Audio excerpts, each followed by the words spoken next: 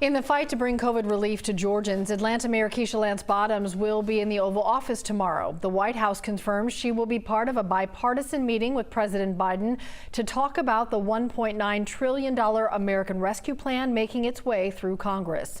Senators John Ossoff and Raphael Warnock talked today about the benefits for Georgians, including $8,200 in direct federal support for some families.